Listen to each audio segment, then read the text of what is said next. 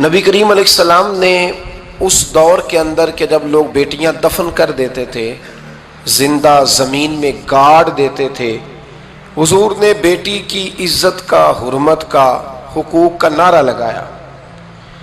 تو پھر نعرہ صرف لوگوں کے لیے نہیں لگایا، بلکہ نبی پاک نے لوگوں کو بیٹی سے پیار کر کے دکھایا۔ حضور نے کر کے دکھایا ہے کہ بیٹی سے پیار اس طرح ہوتا ہے۔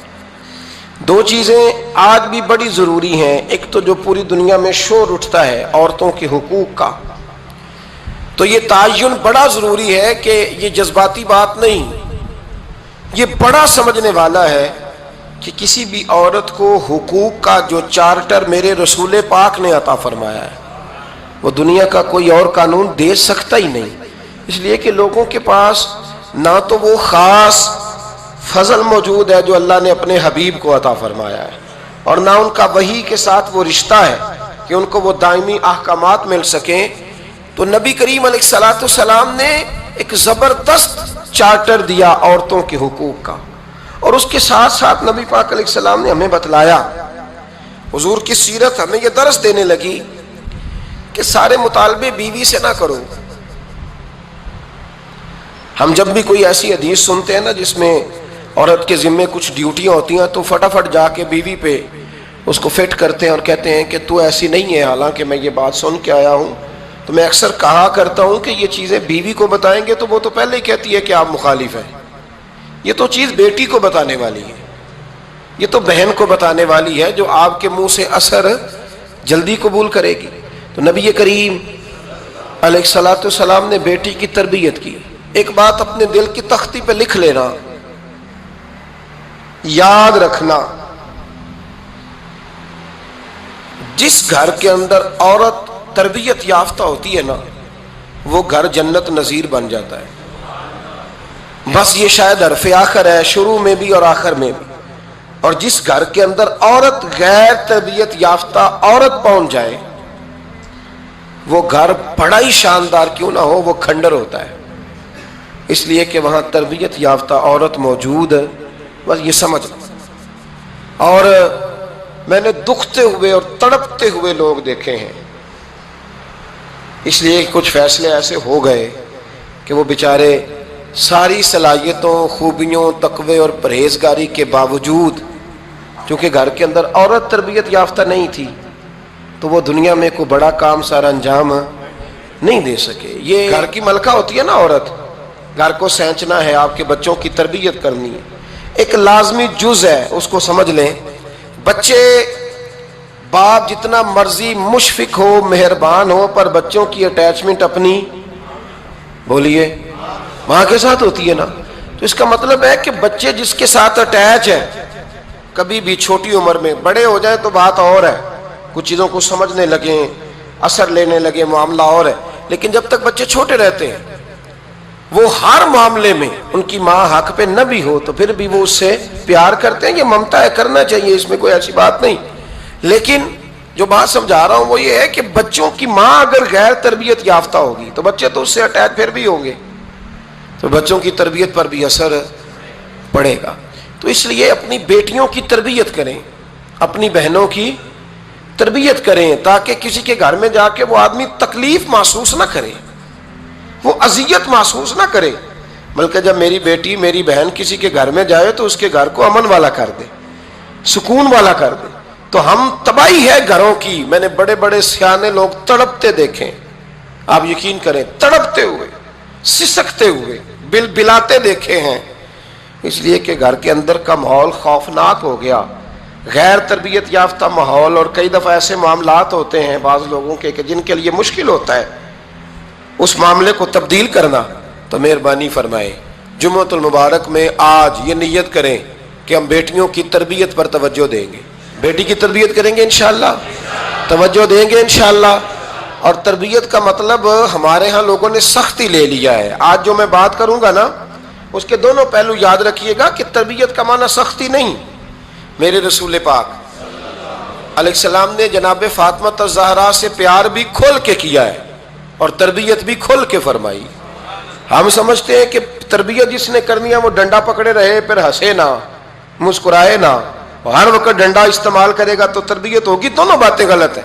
تربیت بھی کرنی ہے اور پیار بھی کرنا ہے. حضرت فاطمہ الزہرا حضور علیہ السلام کی 7 اولادیں ہوئیں، 3 بیٹے اور 4 بیٹیاں، اور چاروں بیٹیوں میں سب سے چھوٹی ہیں جناب فاطمہ. نبی پاک کی 4 بیٹیاں ہیں، 4 بیٹیاں حضور کی. چونکہ پہلی 3 بڑی تھیں، جلدی شادیاں ہو گئیں، اپنے گھروں کو چلی گئیں. جناب فاطمہ سب سے چھوٹی تھیں، زیادہ وقت نبی پاک کے ساتھ رہیں، اور پھر شادی کے بعد بھی حضور کے بالکل قریب رہیں. اور پھر رسول پاک نے اپنی نسل کا چلنا بھی جناب فاطمہ سے بیان کیا کہ انہی سے میری اولاد چلے گی. اس لیے ان کا تذکرہ زیادہ ہے. یہ ظلم نہ کیا جائے کہ حضور کی شہزادی ایک تھی، نبی پاک کی 4 بیٹیاں ہیں. بڑی بیٹی، دوسری بیٹی، تیسری بیٹی، ان کے بھی ہمیں نام یاد ہونے چاہیے. حضور کی ایک شہزادی کا نام جناب زینب ہے. حضرت فاطمہ نے بھی پھر اپنی ایک بیٹی کا نام زینب رکھا، بہن کے نام پر. حضرت نبی کریم علیہ السلام کی ایک صاحبزادی کا نام رقیہ ہے. حضرت فاطمہ نے بھی اپنی ایک بیٹی کا نام رقیہ رکھا اپنی بہن کے نام پر. حضرت فاطمہ کی ایک بہن کا نام ام کلثوم ہے. حضور کی ایک بیٹی کا نام ام کلثوم ہے. تو جناب فاطمہ نے بھی اپنی ایک بیٹی کا نام ام کلثوم رکھا. حضرت فاطمہ کی بھی 6 اولادیں با اختلاف روایات بیان کی گئی ہیں. 3 بیٹے تھے اور 3 بیٹیاں تھیں. 3 بیٹے تھے، امام حسن، امام حسین اور امام محسن. امام محسن کا جلدی انتقال ہو گیا چھوٹی عمر میں، اس لیے زیادہ تذکرہ نہیں. باقی 2 شہزادیاں بھی ذرا جلدی رخصت ہو گئیں. جناب زینب موجود رہیں، کربلا تک گئیں، اس لیے ان کا تذکرہ زیادہ کتابوں میں ملتا ہے. حضرت فاطمہ سب سے چھوٹی تھی، نبی پاک کے ساتھ وقت گزارا. قرآن مجید نے اس گھر کی محبت ہم پر فرض قرار دے دی. لا اسألکم علیہ اجرا الا المودۃ فی القربى. فرمایا محبوب ان سے کہہ دو کہ میں تبلیغ پر تم سے کوئی اجر نہیں مانگتا، ہاں میرے اہل بیت سے پیار کرتے رہنا، میرے گھر والوں سے پیار کرتے رہنا. اور حضور نے فرمایا الفاطمہ تو بدعۃ منی، فرمایا فاطمہ میرے جگر کا ٹکڑا ہے. جس نے میری بیٹی فاطمہ سے پیار کیا اس نے مجھ سے پیار کیا. اور یہ بخاری مسلم ہے، مشکات ہے. فرمایا جس نے میری بیٹی سے بغض رکھا اس نے مجھ سے بغض رکھا. کل نمازیں پڑھے نا، بالغ ہونے سے لے کر کل نمازیں، بالغ ہونے سے لے کر کل نمازیں پڑھے. لو بڑی بات کرنے لگا ہوں، رمضان کا پہلا جمعہ ہے. بالغ ہونے سے لے کر کوئی نماز قضا نہ کرے، اور جب ہر سال بالغ ہونے کے بعد حج آئے تو حج بھی کرے، ہر سال رمضان آئے تو روزے بھی رکھے، ہر سال زکوٰۃ بھی دے، غریبوں کی مدد بھی کرے، میٹھا بھی بولے، خلوص بھی رکھے، رویے بھی ٹھیک رکھے. پر نبی پاک کے اہل بیت سے پیار نہ کرے تو ان ساری نیکیوں کے باوجود جب مرے گا تو بے ایمان مرے گا، بے ایمان مرے گا، بے ایمان. اور اگر اہل بیت نبوت کے ایمان پر مرے گا تو مم مات علی حب آل محمدن مات شہیدا. حضور نے فرمایا، امام راضی نے حدیث لکھی ہے، فرمایا جو میرے گھر والوں سے محبت کرتا ہوا مر گیا وہ سادی موت نہیں مرا، اللہ نے اسے شہادت کا درجہ عطا فرمایا. تو سب سے پہلی بات یہ کہ حضرت فاطمہ سے، نبی پاک کے اہل بیت سے پیار کرنا یہ ایمان کا حصہ ہے، یہ ضروری ہے. ایک بات یہ ہے کہ ان سے محبت، اور دوسری بات یہ کہ کسی کی محبت جو ہوتی ہے نا، اس کا معنی یہ نہیں کہ آپ کو کسی سے پیار ہو گیا تو آپ اس کے دشمن تلاش کرنے شروع کر دیں، بلکہ جس سے محبت ہوتی ہے تو محب کا دل کرتا ہے کہ میرے محبوب سے ساری دنیا ہی پیار کرے. اب عجیب فلسفہ ہے نا لوگوں کا، اہل بیت سے پیار کرتے ہیں تو سب سے پہلے اہل بیت کے دشمن تلاش کرتے ہیں، اور سب سے پہلے اہل بیت کے دشمنوں پہ گفتگو کرتے ہیں. تو میں کہتا ہوں بڑے بیوقوف ہو، دشمن نہ تلاش کرو، غلام تلاش کرو، پیارے تلاش کرو ان کے. یہ غلط ہے تمہارا انداز فکر. تو جناب فاطمہ الزہرا سے حضور نے بڑی محبت کی. حضرت خدیجہ الکبریٰ رضی اللہ تعالی عنہ فرماتی ہیں کہ بڑا پیار کیا نبی پاک علیہ السلام نے حضرت فاطمہ سے. چھوٹی تھی نا. ادھر حضرت عائشہ صدیقہ کہتی ہیں کہ نبی پاک نے بڑی محبت فرمائی. مشکات میں حدیث ہے، کسی نے حضرت فاطمہ الزہرا حضرت عائشہ صدیقہ سے پوچھا، سچے باپ کی سچی بیٹی، صدیق کی بیٹی صدیقہ. کسی نے پوچھا کہ عائشہ حضور علیہ السلام کو سب سے زیادہ محبت کس سے تھی؟ تو حضرت عائشہ فرمانے لگی پوچھنے والی بات ہی کوئی نہیں، حضور سب سے زیادہ سیدہ فاطمہ سے پیار کرتے تھے. تو کہا پھر یہ بتائیں کہ مردوں میں حضور کو سب سے زیادہ پیار کس سے تھا؟ فرمایا یہ بھی پوچھنے والی کوئی بات نہیں، فاطمہ کے شوہر مولا علی سے۔ یہ حضرت عائشہ صدیقہ بیان کرتی ہیں ان کے شوہر سے۔ اب لوگ نا ترازو لے کے بیٹھے رہتے ہیں اور تولتے رہتے ہیں۔ پیر سید فیض الحسن شاہ صاحب آلو مہاروی رحمت اللہ علیہ، ان کے پاس بھی ایک بندہ چلا گیا تو اس نے کہا جی بتائیں حضرت عائشہ افضل ہے کہ حضرت فاطمہ؟ تو آپ فرمانے لگے تجھے یہ سوال ہی نہیں کرنا چاہیے تھا، اس لیے کہ تیرے اور میرے پاس کوئی ترازو موجود ہے۔ اس نے کہا جی نہیں آپ بتائیں، بتانا پڑے گا۔ آپ فرمانے لگے نہیں بتاتا، کہنے لگا نہیں بتائیں، فرمانے لگے چل میں ایک بات بتا دیتا ہوں، فیصلہ گھر جا کے کر لینا۔ اس نے کہا بتائیں۔ آپ فرمانے لگے کہ عائشہ بیٹی ہے ابو بکر صدیق کی اور فاطمہ بیٹی ہے نبی پاک کی۔ تو فرمانے لگے کہ ابو بکر کی جو بیٹی ہے نا وہ نبی پاک کی بیٹی سے افضل نہیں ہو سکتی۔ اور پھر فرمانے لگے کہ فاطمہ زوجہ ہے مولا علی کی اور عائشہ زوجہ ہے مصطفیٰ کریم کی۔ تو فرمانے لگے جو علی کی بیوی ہے وہ نبی کی بیوی سے افضل نہیں ہو سکتی۔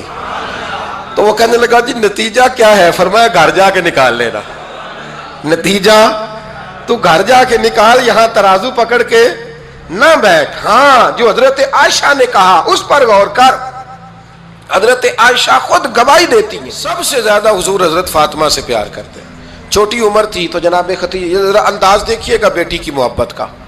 حضرت ختیجہ فرماتی ہیں حضور جب گھر آتے نا تو دروازے پہ کھڑے ہو کے اونچی آواز میں فرماتے السلام علیکم،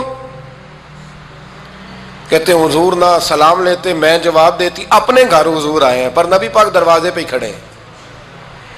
فرماتی ہیں کھڑے رہتے حضور، میں پھر تھوڑا ہنستی اور پھر میں کہتی فاطمہ سنتی ہو؟ اماں جی سنتی ہوں۔ فرمایا تمہارے ابا آ گئے ہیں دروازے پہ۔ تو فرماتی ہیں جناب فاطمہ وہاں سے دوڑ کے آتی اور رسول کریم کا دروازہ کھولتی، پھر نبی پاک کو انگلی سے پکڑ کے اندر لاتی۔ فرماتی ہیں جب تک وہ جاتی نہیں اللہ کے رسول دروازے پہ کھڑے رہتے، وہ انگلی پکڑ کے لاتی پھر رسول کریم انہیں گود میں بٹھا لیتے۔ فرماتے ہیں وہ چھوٹی چھوٹی باتیں پوچھتی اور حضور ان کے بڑے بڑے جواب دیتے۔ وہ چھوٹی چھوٹی باتیں، بچپن کی ایک بات لکھی ہے ہمارے محدثین نے، ایک دن چھوٹی عمر میں، بالکل چھوٹی عمر میں حضرت فاطمہ نے پوچھا یا رسول اللہ میں اپنے رب کو کب دیکھوں گی؟ اللہ اکبر، عمر چھوٹی اور بات بڑی کر دی، میں کب دیکھوں گی؟ تو حضور نے فرمایا فاطمہ بڑی جلدی، رب کریم تمہیں جنت میں لے جائے گا اور ساری جنتی عورتوں کی سردار بنائے گا اور پھر میرا رب تجھے اپنا دیدار بھی کرائے گا۔ تو جناب فاطمہ تو زہرا رضی اللہ تعالیٰ عنہا چھوٹی چھوٹی باتیں کرتی ہیں۔ حضرت ختیجہ کہتی ہیں جب چلے جاتے نا حضور تو میں پھر بلاتی، میں کہتی ادھر آنا فاطمہ، کیا باتیں کر رہی تھی اپنے ابا سے؟ تو کہتی ہیں پھر وہ مجھے بتاتی بھی اور راضی بھی ہوتی۔ یہ سلسلہ آخر تک چلا، یہ حضرت فاطمہ سے راز کی باتیں کرنا حضور کا آخر تک چلا۔ بخاری مسلم میں حدیث، وہاں راوی حضرت ختیجہ ہے، یہاں راوی حضرت عائشہ صدیقہ ہے۔ جناب عائشہ صدیقہ کہتی ہیں حضور کے وصال ظاہری سے کچھ دن پہلے خود نبی کریم علیہ السلام نے حضرت فاطمہ الزہرا کو بلایا، اور جب وہ آئیں تو کہتی ہیں ان کو میں نے آتے دیکھا تو میں نے پھر حضور کو ان کے استقبال کے لیے کھڑے ہوتے بھی دیکھا، پھر حضور نے ان کا ماتھا چوما، جہاں بیٹھے تھے وہاں بٹھایا، پہلو میں بیٹھ گئے اور فرماتی ہیں پھر باپ بیٹی باتیں کرنے لگے۔ میں کوئی چیز بنا رہی تھی تو جناب عائشہ کہتی ہے میں نے دیکھا کہ حضور نے ان کے کان میں کوئی بات کہی تو جناب فاطمہ رونے لگ گئی، پھر حضور نے کان میں کچھ کہا تو وہ مسکرانے لگی۔ کہتی ہیں حضور وہ بات کر کے تشریف لے گئے، فاطمہ بھی بیٹھی تھی، میں آئی، میں نے آ کے کہا کہ فاطمہ بتاؤ نبی کریم علیہ الصلوۃ والسلام نے آپ سے کیا کہا؟ کبھی ہنستی تھی کبھی روتی تھی، تو فرمایا حضور نے منع کیا ہے، یہ میرا اور میرے نبی کا راز ہے، میں حضور کی حیات ظاہرہ میں یہ بات کسی کو بتا نہیں سکتی۔ فرماتی ہیں کہ فاطمہ سے تو میں نے پوچھ لیا پر حضور سے پوچھنے کی تو ضرورت ہی نہیں تھی نا، لیکن وہ راز کی بات تھی۔ کچھ دن گزرے تو حضور بیمار ہو گئے، پھر کچھ دن گزرے تو حضور کا وصال ہو گیا۔ فرماتے ہیں کچھ عرصے کے بعد میں سیدہ فاطمہ الزہرا سے ملی تو میں نے کہا فاطمہ وہ بھید کھول تو دے، آج تو کھول دے وہ راز کیا تھا۔ آپ کو بلایا گیا، پھر آپ آئیں، پھر حضور نے بات کی، پھر نبی کریم علیہ السلام کے بات کرنے پر کبھی آپ روئیں کبھی آپ ہنسی، تو یہ کیا تھا؟ تو کہتی ہیں جناب فاطمہ پھر رونے لگی، کہنے لگی ہاں اماں جی اب میں پردہ کھول دیتی ہوں، اب میں راز بتا دیتی ہوں۔ حضور کا وصال ظاہری ہو گیا۔ فرمانے لگی مجھے حضور نے بلایا اور میرے کان میں فرمانے لگے فاطمہ وقت تھوڑا رہ گیا ہے، اب تیرے والد نے جانے کا پروگرام بنا لیا ہے، اب نہ ٹائم آ گیا ہے بچھڑنے کا۔ فرماتی ہیں جب میں نے یہ بات سنی تو میں رو پڑی، حضور آپ بچھڑ جائیں گے؟ کہتی ہے میں روئی۔ ذرا حدیث کے جملوں پہ غور کرنا۔ ماتی تھوڑی دیر گزری تو حضور نے میرے کان میں کہا فاطمہ پتر رو نا، بیٹے رو نا، میرے جانے کے بعد جو سب سے پہلے میرے پیچھے آ کے مجھے ملے گی نا بیٹی وہ تو ہی ہوگی۔ اللہ کرے میں سمجھا سکوں آپ کو بات۔ جب کہا نا کہ میں وصال کروں گا تو رو پڑی، اور جب کہا نا میرے بعد تیرا بھی جلدی وصال ہو جائے گا تو حضرت فاطمہ نے ہنسنا شروع کر دیا۔ کیا پیار ہے میرے محبوب علیہ الصلوۃ والسلام کے ساتھ جناب فاطمہ کا۔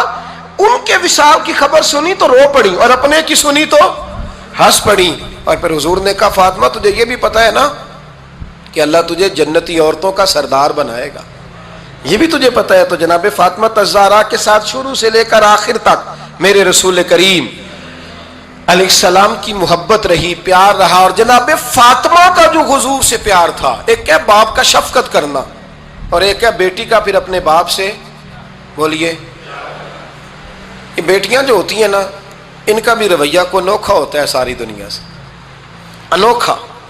میں کبھی کبھی کچھ ایسی باتیں کرنے کو دل کر جاتا ہے کہ جو کر گزرتے ہیں۔ ایک صاحب مجھ سے ایک دن کہنے لگا حضرت صاحب بڑی مشکل میں ہوں اور اتنا کٹھن وقت آ گیا کہ کوئی حال ہی نہیں۔ میں نے ان سے کہا کہ اپنی اماں سے دعا کراؤ، مسئلہ ٹھیک ہو جائے گا۔ کہنے لگا اماں تو انتقال کر گئی۔ تو میں نے کہا بہن سے دعا کراؤ۔ کہنے لگا بہن دور رہتی ہے۔ تو میں نے کہا پھر بیٹی سے کرا لو۔ آپ یقین کرے اللہ کے گھر میں بیٹھا ہوں، رمضان کا مہینہ مجھے تیسرے دن ملا۔ کہنے لگا حضرت صاحب الحمدللہ اللہ نے میری مشکل آسان کر دی۔ کہنے لگا یہ نسخہ آپ نے بڑا عجیب بتایا، پیر تو اس قسم کی باتیں نہیں نہ بتاتے، پیروں نے تو آپ کو پتا ہے دعائیں قید کر کے رکھتے، صرف ہماری قبول ہونی ہے۔ کہنے لگے آپ ان کا میرے ساتھ ارادت کا رشتہ ہے۔ کہنے لگے آپ کس طرح کے پیر ہیں کہ آپ نے مجھے پلٹ کے کہہ دیا کہ اماں سے، بہن سے، بیٹی سے۔ تو میں نے کہا اصل بات یہ ہے کہ میں کبھی تھکا بھی ہوتا ہوں، کبھی کسی رنگ میں بھی ہوتا ہوں، اور کئی دفعہ اب تو یہ حال ہو گیا ہے کہ رونا آئے بھی تو روتے نہیں کہ لوگ تماشا نہ سمجھیں۔ کئی دفعہ آنسو چھپانے بھی پڑتے ہیں کہ لوگ اس کو اداکاری اور فنکاری ہی نہ سمجھنے لگ جائیں۔ تو میں نے کہا یہ جو بیٹی ہوتی ہے نا، یہ جو بہن ہوتی ہے، یہ جو ماں ہوتی ہے، اس کو اشارتاً بھی آپ کان میں کہہ دینا مشکل میں ہوں تو یہ رات کو رو رو کے مصلی بھگو دیتی، یہ رو رو کے دعا مانگتی ہے بیٹے کے لیے، بھائی کے لیے، باپ کے لیے۔ اس کا رنگ ہر بیٹی پیار کرتی ہے، اور یقین کریں کہ کلیجہ ٹھنڈا ہو جاتا ہے جب بیٹیاں چھاتی پہ لیٹتی ہیں تو لطف آتا ہے کہ اللہ کریم نے اس ننھی سی کلی میں کیا ٹھنڈک رکھی ہے کہ سارے دل کا جو ہے بوجھ اس نے ہلکا کر دیا۔ تو بتائیے پھر میرے نبی پاک کی شہزادی کی حضور سے محبت کتنی ہوگی۔ چھوٹی سی عمر تھی حضرت فاطمہ کی جب حضرت ختیجہ وصال کر گئیں، تو کسی نے کہا فاطمہ سب سے پہلے گھر سے کب نکلنا ہوا؟ تو بخاری مسلم میں حدیث ہے، اللہ کے نبی نا بیت اللہ شریف کے سامنے سجدے میں تھے تو ابو جہل کو شرارت سوجھی، شرارت۔ اس نے کچھ لوگوں سے کہا، عقبہ بن ابی معیط تھا، کچھ اور لوگ تھے، کہنے لگا میں ابھی رستے سے گزرا ہوں تو وہاں کسی نے اونٹ ذبح کیا ہے، تو اونٹ کی اوجڑی، آپ نے اوجڑی دیکھی ہے نا، جانور کی اوجڑی بڑی وزنی ہوتی ہے، اس میں گندگی ہوتی، اونٹ کی اوجڑی بڑی وزنی ہوتی تھی۔ کہنے لگا وہاں اونٹ کی اوجڑی پڑی ہے، وہ دیکھو نبی پاک معاذ اللہ سجدے میں ہے، تو معاذ اللہ ثم معاذ اللہ وہ اونٹ کی اوجڑی اٹھاؤ حضور کی گردن پہ رکھ دو۔ تھوڑا سا مشکل سے جمعہ پڑھنا پڑ جائے نا، اور تھوڑا سا مشکل سے پڑھانا پڑ جائے تو ہم دین کے بہت بڑے خدمت گزار بن جاتے ہیں۔ یہ دیکھو سجدے کتنی مشکل سے ہو رہے ہیں، یہ دیکھو سجدے کتنی مشکل سے ہو رہے ہیں، کتنی مشکل سے حضور کے سر انور پر اوجڑی رکھ دی۔ یہ وہ وقت ہے کہ نہ تو چچا ابو طالب ہیں جو پہنچ جاتے، نہ جناب ختیجہ ہیں جو بندوبست کرتی۔ تو کسی نے نا جناب ختیجہ کے دروازے کے سامنے منہ کر کے کہا کہ محبوب کے گھر والوں حضور کے سر اقدس پر اوجڑی رکھ دی ہے کسی، اور حضور سر اقدس اٹھاتے ہیں تو تکلیف محسوس کرتے ہیں۔ جناب فاطمہ کہتی پہلا دیہڑا تھا جب میں چہرے پہ کپڑا ڈال کے نا تو اپنے بابا کے لیے نکلی، فرماتی پہلا دن تھا میں حرم کعبہ میں پہنچی، حضور کو سجدے میں دیکھا تو چھوٹے چھوٹے ہاتھوں سے میں نے اوجڑی نیچے گرائی، حضور بولے کچھ نہیں، نہ میں نے کوئی بات کی، میں نے حضور کی انگلی کو تھاما اور میں کنویں پہ لے آئی، حضور بھی نہیں بولے، جناب سیدہ فرماتی میں بھی نہیں بولی، حضور بیٹھ گئے اور میں کنویں سے پانی نکالنے لگی، میں حضور کی زلفیں دھوتی جاتی اور حضور روتے جاتے، زلفیں دھوتی جاتی اور حضور روتے جاتے۔ پھر حضرت فاطمہ نے جب حضور کی زلفیں دھو لیں تو ہاتھ اٹھائے، کہا اللہ جنہوں نے میرے بابا کو تکلیف دی ہے نا ان کو برباد کر دے۔ میں رات روایت پڑھ رہا تھا مشکات سے تو میں حیران ہو رہا تھا کہ یہ عجیب منظر ہے، یہ عجیب منظر ہے کہ جب طائف والے پتھر مارے اور نبی کریم علیہ السلام سے حضرت زید بن حارثہ کہ حضور دعا کریں یہ تباہ ہو جائے، تو نبی پاک کہ نہیں زید میں نے نہیں ان کے لیے تباہی کی دعا کرنی، یہ نہیں ٹھیک ہوتے تو ہو سکتا ہے ان کی نسلیں ہی ٹھیک ہو جائیں۔ اور جب احد میں وہ لوگ پتھر مار کے دانت شہید کر دیں، حضرت ابوبکر صدیق جیسی ٹھنڈی طبیعت کا آدمی عرض کرے حضور دعا کریں یہ تباہ ہو جائے، تو حضور نے فرمایا اللہم اہد قومی فإنہم لا یعلمون، یا اللہ میری قوم کو ہدایت دے، یہ جانتے نہیں یہ کیا کر رہے ہیں۔ حضور نے کبھی بھی کسی کے لیے دعائے ضرر نہ فرمائی، لیکن آج یہ عجیب منظر ہے، شاید یہ واحد وہ وقت ہے کہ جناب فاطمہ الزہرا نے جب کہا نا کہ اے اللہ انہیں برباد کر دے انہوں نے آج میرے والد کو تکلیف دی ہے، تو حضرت فاطمہ کی دعا سن کے تو حضور نے بھی ہاتھ اٹھائے، کہا اے اللہ جیسے میری بیٹی کہتی ہے نا ویسے ہی کر دے، اللہ کر دے انہیں برباد، فاطمہ جیسے کہتی ہے ویسے، اللہ کرے آپ کو سمجھ آئے میری بات کی کہ وہاں جہاں شدید تکلیف دی گئی وہاں حضور نے کسی کے لیے ایسی دعا، اور یہاں فرمایا اللہ جیسے فاطمہ کہتی ہے ویسے، اللہ اکبر۔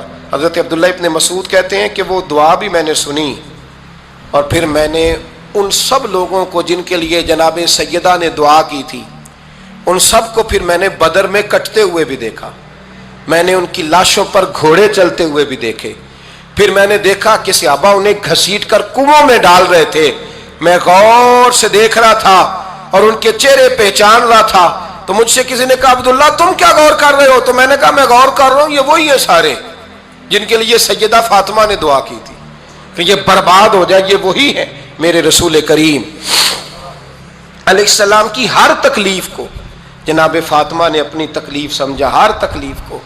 جب انسان کے دائیں بائیں کچھ لوگ ہوتے ہیں نا اس کے دکھ بھی سمجھنے والے، سکھ سمجھنے والے لوگوں کی تعداد لمبی چوڑی ہوتی ہے۔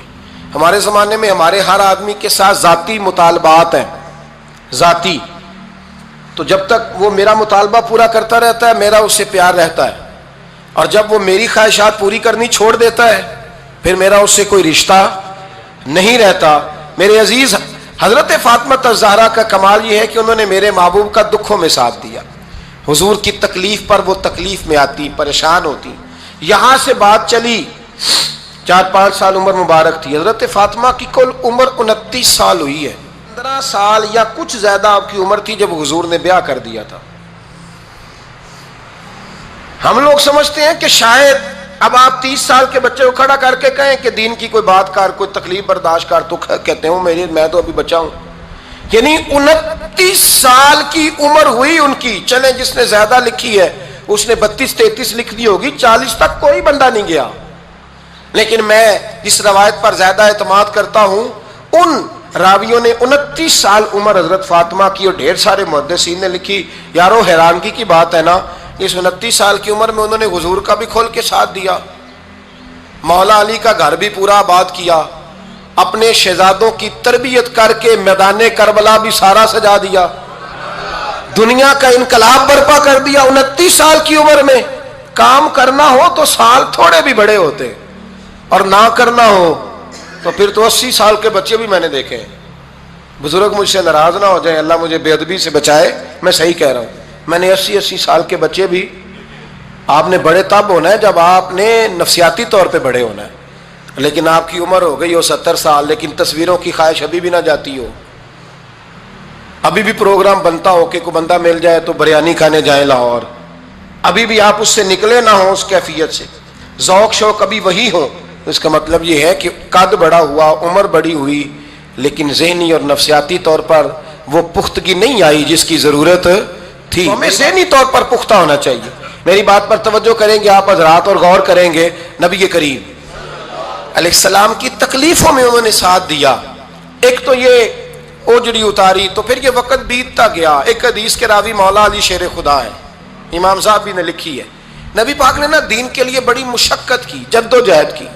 حضرت فاطمہ چھوٹی عمر سے دیکھتی آ رہی تھی حضور کو کام کرتے. حضور کی عادت مبارکہ تھی جب سفر پہ تشریف لے جاتے تھے تو سب سے آخر میں سیدہ فاطمہ کے گھر جاتے, واپس آتے تو سب سے پہلے سیدہ فاطمہ کے گھر جاتے. مولا علی کہتے ہیں ایک دن میں نے عجیب نظارہ دیکھا. نبی کریم علیہ السلام سفر سے واپس آنے والے تھے. میں نے حضرت فاطمہ کو اطلاع دی کہ حضور آج پہنچ جائیں گے, تو انہوں نے گھر سارا صاف کیا, سجایا, سنوارا, کھانا پکایا. لیکن فرماتی ہیں جیسے ہی حضور اندر داخل ہوئے نا گھر کے, جناب فاطمہ نے حضور کا چہرہ دیکھا تو ہاتھ پکڑ کے چومنے لگی. اور کہتے ہیں جب انہوں نے سر اٹھایا تو ان کا چہرہ سارا آنسوؤں سے بھرا ہوا تھا. رسول کریم نے بیٹی کے سر پہ ہاتھ رکھا, بٹھا لیا. فرمایا فاطمہ بیٹے رونے والی تو بات کوئی نہیں تھی, کیوں رو پڑی ہو؟ تو عرض کرنے لگی محبوبہ میں بچپن سے دیکھ رہی ہوں محنت کرتے, جد و جہد کرتے, مشقت کرتے. یا رسول اللہ آج آپ آئے ہیں تو آپ کے چہرے پر تھکاوٹ کے آثار ہیں, حضور وجود تھکا ہوا ہے. یا رسول اللہ میں نے ساری زندگی آپ کو کام کرتے دیکھا ہے, مدینے والے حبیب مجھے بتا تو صحیح کام کب تک کرنا ہے؟ کو وقت آئے گا جب آپ کی کمر بھی بستر سے لگے, کو ٹائم آئے گا آپ گھر میں بیٹھیں, من پسند غذائیں کھائیں. حضور کب تک یہ جد و جہد کرنی ہے, کب تک یہ کام ہوگا؟ جناب فاطمہ فرماتی حضور نے میرے آنسو پوچھے. مولا کائنات شیر خدا فرماتے ہیں نبی کریم علیہ السلام فرمانے لگے فاطمہ تیرے باپ کی ڈیوٹیاں بڑی زیادہ ہیں. جب تک دنیا کے آخری کونے تک دین نہیں پہنچ جاتا, اور جب تک اینٹیں اور پتھر بھی میرے دین کا پیغام سن نہیں لیتے, اتنی دیر تک تیرا باپ جد و جہد کرتا ہی رہے گا. یہ بڑا مشکل کام ہے. یہ دین کا سفر, یہ دین کی جد و جہد, یہ دین کی تھکاوٹ آپ اپنی مرضی نہیں کر پاتے. لوگ اپنی مرضی کے ساتھ جی نہیں پاتے جو اس رستے کے مسافر ہوتے ہیں. وہ دین کی پراپرٹی ہوتے ہیں, انہیں دین کے مطابق چلنا پڑتا ہے. تو جناب فاطمہ نے وہ سارے رنگ دیکھے رسول کریم علیہ السلام کی حیات مبارکہ کے. پھر یہ ساری کیفیت جب دیکھی نا کہ حضور اتنی محنت کرتے ہیں, تو پھر جناب فاطمہ کو میرے نبی کی امت سے پیار بڑا ہو گیا صلی اللہ ہو. سمجھیے گا اس بات کو, امت مسلمہ سے حضرت فاطمہ کو بڑا. امام حسن کہتے ہیں میری اماں سارے کام کرتی تھی گھر کے. اب تو شہزادے ہیں نا ہمارے بچے, کام اور بچی, یعنی بچی میکے سے واپس آتی ہے تو سب سے بڑا دکھڑا یہ سناتی ہے کہ وہ کام بڑا کراتے ہیں. یہی ہے نا دکھڑا؟ ہاں نہ تو کریں. سب سے بڑا دکھڑا کیا ہے؟ پتہ نہیں کیا کراتے ہوں گے, ہال نہیں چلوا لیتے کہیں, یا کچھ چکی نہیں پسوا لیتے, پتہ نہیں کون سا ایسا کام ہے. اور آپ ناراض نہ ہو جانا, میں بھی بیٹی کا باپ ہوں, میں بھی بہنوں کا بھائی ہوں, میں بھی اس بات کو سمجھتا ہوں.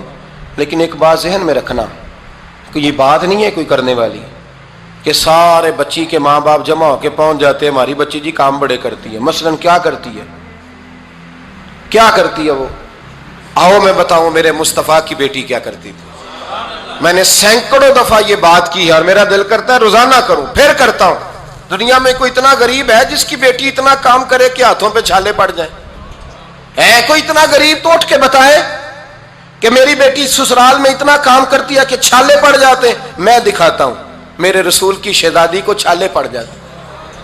کچا مکان, جناب فاطمہ جناب فضا آپ کی لونڈی تھی, ان سے مٹی منگاتی اور گھر میں لیپا پوتی کرتی, پھر جھاڑو دیتی. امام حسن اور حسین کے درمیان پورے سال کا فرق نہیں, 11 مہینے کا فرق. دونوں بچوں کو سنبھالتی.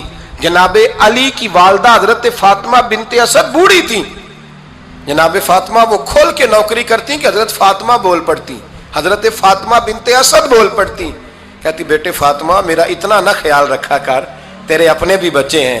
جناب فاطمہ فرماتی آپ صرف علی کی ماں تو نہیں نا, آپ میری بھی تو ماں ہے نا.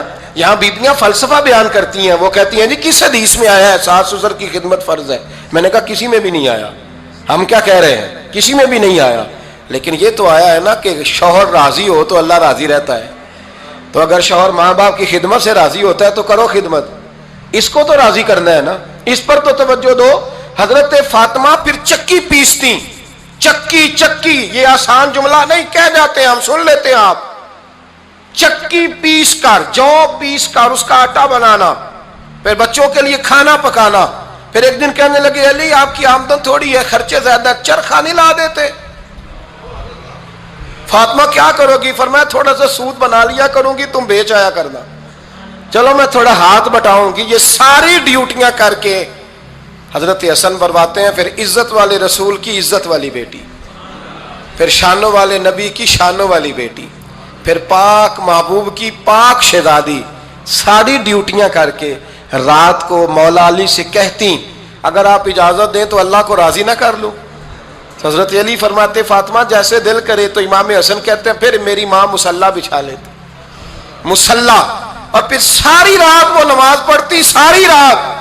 اور فرماتے ہیں جب سویرے ہاتھ اٹھاتی تو پہلی دعا یہ کرتی اے اللہ میرے رسول کی امت پہ رحم فرما, اے اللہ میرے رسول کی امت پہ رحم فرما. تو کہتے ہیں زمانے بیت گئے, یہ دعا سنتے. تو ایک دن میں قریب گیا تو میں نے کہا امی حضور کوئی دعا میرے لیے بھی کر دیں, کوئی حسین کے لیے بھی کر دیں, کوئی زینب کے لیے بھی کر دیں.